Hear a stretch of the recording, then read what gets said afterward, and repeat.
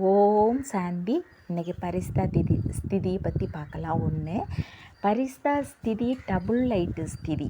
இந்த ஸ்திதியில் எந்த ஒரு காரியத்தின் சுமையும் இருக்காது. இதற்காக இடையிடையே நிராகாரி மற்றும் பரிஸ்தா சொரூபத்திற்கான பயிற்சி செய்யவும்.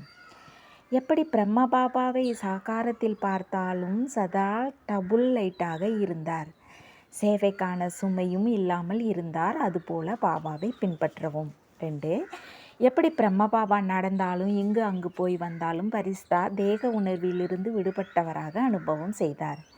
கர்மத்தை செய்தாலும் பேசினாலும் வழிகாட்டினாலும் ஊக்கம் உற்சாகத்தை அளித்தாலும் கூட தேகத்திலிருந்து விடுபட்ட சூட்ச்ம பிரகாச ரூபத்தினை அனுபவம் செய்தார். அதுபோல பாபாவை பின்பற்றவும்.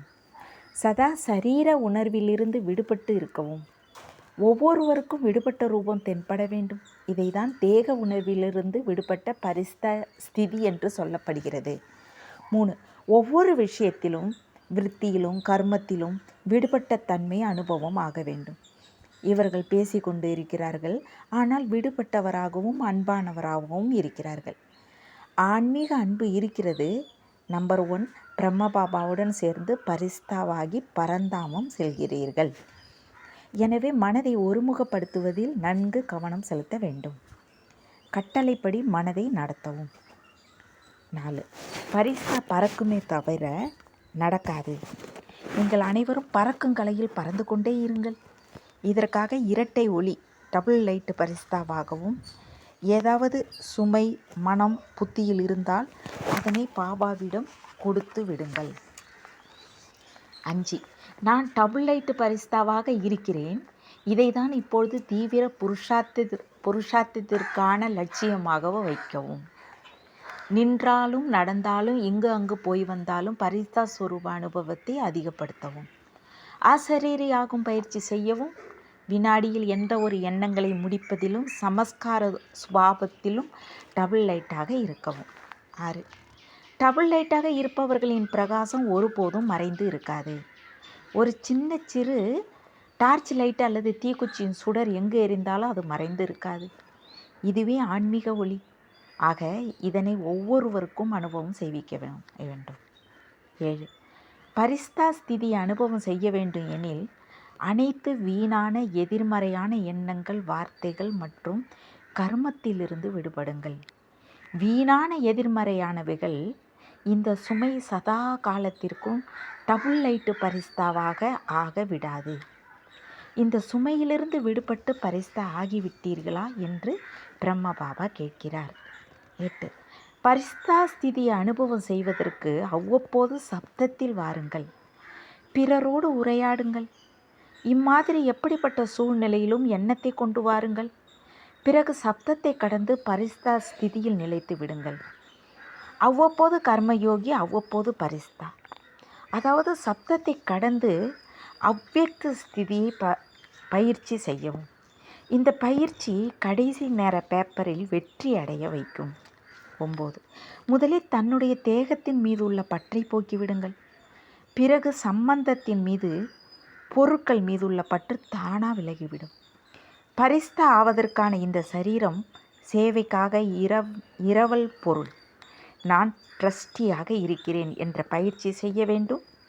பிறகு பாருங்கள் பரிஸ்தா ஆவது எவ்வளவு சகஜமாகிவிடும் என்று. 10, எனக்கு ஒரே ஒரு பாபா தான், மற்ற என்னுடையது அனைத்தும் இந்த ஒரே ஒரு எனதுக்குள் அடங்கிவிட வேண்டும். ஒருமுகப்படுத்தும் சக்தி அவ்வியக்த பரிஸ்தா ஸ்திதியை சகஜமாக அனுபவம் செய்விக்கும். எங்கு வேண்டுமோ, எப்படி வேண்டுமோ, எவ்வளவு நேரம் வேண்டுமோ அப்படி மனதை ஒருமுகப்படுத்த வேண்டும்.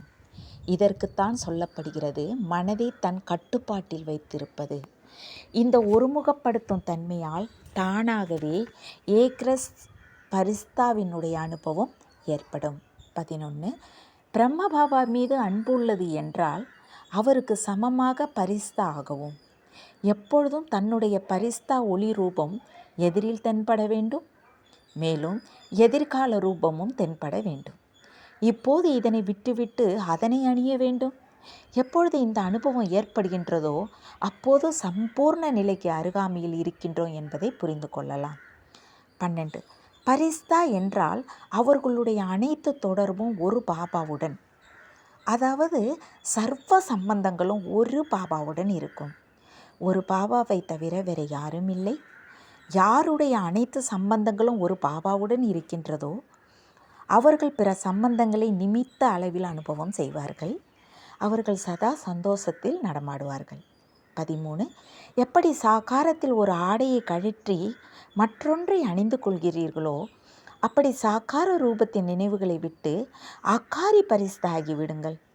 பரிஸ்தா ஆடைகளை ஒரு வினாடியில் தாரணி செய்யவும் கடைசி நேர தேர்வில் வெற்றியடைய இந்த பயிற்சியை நீண்ட காலம் பயிற்சி செய்யவும். 14. பரிஸ்தா ஆவதற்காக நாலாபுறமும் இருக்கும் பந்தனத்திலிருந்து விடுபட்டு விட்டேனா என்பதை சோதனை செய்யணும். ஒருவேளை இல்லை என்றால் பரிஸ்தா வாழ்விற்கு அருகில் இல்லை என்பது தெளிவாக ஆகின்றது. ஒரு பாபாவுடன் அனைத்து தொடர்பும் வைத்திருப்பது தான் நமது குறிக்கோள். சதா தன்னுடைய பரிஸ்தா சொரூபத்தை நினைவு வைத்தீர்களானால் எப்படி நினைவோ அப்படி ஸ்திதி ஆகிவிடும். 15. இப்பொழுது தன்னுடைய மனதின் சுப பாவனையை மற்ற ஆத்மாக்களுக்கு கொடுங்கள். அமைதி சக்தியை உபயோகப்படுத்துங்கள். ஒவ்வொரு பிராமண குழந்தைகளிடமும் அமைதி சக்தி இருக்கிறது. இந்த சக்தியை மனதாலும் உடலாலும் வெளிப்படுத்துங்கள். ஒரு வினாடியில் மனதின் எண்ணங்களை ஒருமுகப்படுத்துங்கள். அப்பொழுது பரிஸ்தா ரூபத்தின் மூலமாக வாயு மண்டலத்தில் அமைதி சக்தியினுடைய அலைகளை பரப்ப முடியும். ஓம் சாந்தி. தேங்க்ஸ் பாபா.